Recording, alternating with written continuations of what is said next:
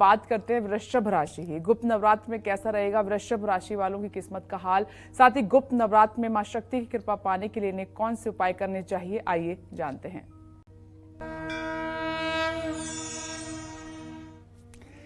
गुप्त नवरात्र में वृषभ राशि के जातकों को कारोबार में मुनाफा और नौकरी में तरक्की मिलने का योग बना हुआ है। 6 जुलाई से 15 जुलाई के बीच विदेश से भी धन लाभ की संभावना है। अगर आप कोई व्यवसाय एक्सपोर्ट का करते हैं, विदेश कोई अपना सामान भेजते हैं, तो वहां से बड़ा ऑर्डर भी मिलेगा और यदि आपकी पेमेंट रुकी हुई है तो आपका पेमेंट भी रिलीज होगा।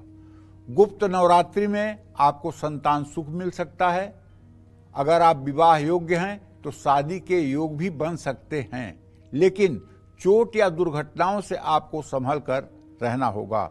ऐसा मैं इसलिए कह रहा हूं कि वृषभ राशि में बृहस्पति की स्थिति है, 6ठे भाव का स्वामी शुक्र अभी भी अस्त पड़ा हुआ है 2य भाव में, इसलिए सावधान रहिएगा। पूरे गुप्त नवरात्र में यदि आप पैसे से परेशान हैं, यदि आपको अब अपने जीवन से उबन होने लगी है और गरीबी और दरिद्रता की मार आप झेल नहीं पा रहे हैं, तो मैं दावे के साथ कहता हूं इस गुप्त नवरात्र में आप सुबह शाम ललिता सहस्त्र नाम का पाठ करिए। अगर आप सुबह शाम ललिता सहस्त्र नाम का पाठ करें, या आप हजारों करोड़ के कर्ज में डूबे हुए हैं और अब आपको कर्ज से निकलने का कोई रास्ता नहीं दिखाई दे रहा है, केवल एक रास्ता दिखाई दे रहा है कि अपने को दिवालिया करो, और कोई रास्ता नहीं दिखाई दे रहा है, तो मैं आपको दावे के साथ कह सकता हूं, चांदी, पारे या स्फटिक का सुंदर और असली श्रीयंत्र अपने घर में रख लीजिए।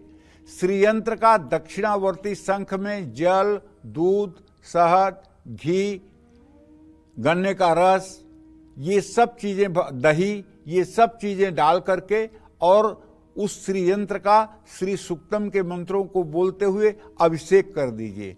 अभिषेक करने के बाद खूब बढ़िया से साफ कपड़े से श्रीयंत्र को पोंछ करके और एक पीतल की थाली के बीचों बीच श्रीयंत्र को लाल कपड़े पर स्थापित कर दीजिए।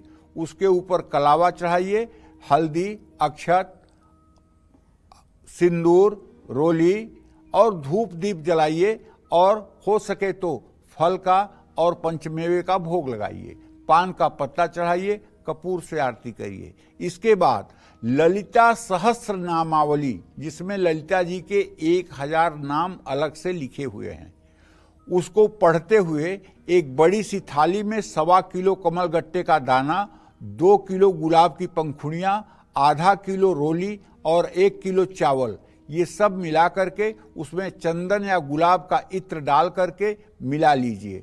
और जैसे ललिता सहस्त्र नाम का पहला मंत्र है ओम ऐं ह्रीं श्रीं श्री मातायै नमः, तो श्री मातायै नमः, तो आप डाल दीजिए जो है वो जो कुछ भी सामग्री ये मैंने आपको बताया, ये सामग्री आप श्रीयंत्र पर डाल दीजिए।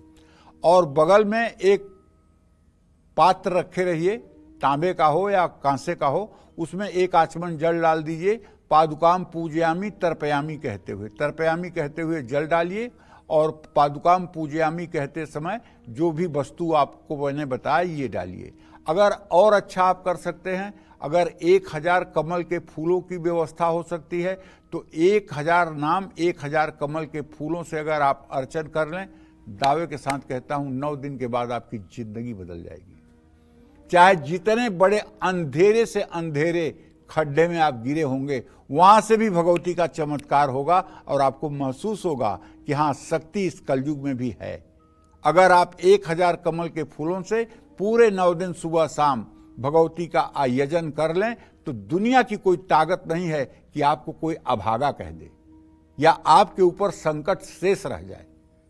लेकिन अगर कमल का फूल नहीं मिल पा रहा है तो जो मैंने आपको बताया, कमल गट्टे के बीज, रोली, चावल और गुलाब की पंखुड़ियां, इन्हीं चारों चीजों को मिला करके इत्र से सुगंधित करके, इन्हीं चारों चीजों से यदि आप सहस्रार्चन कर लें तब भी आपकी जिंदगी संवर जाएगी और आपकी मनोकामना पूरी हो जाएगी।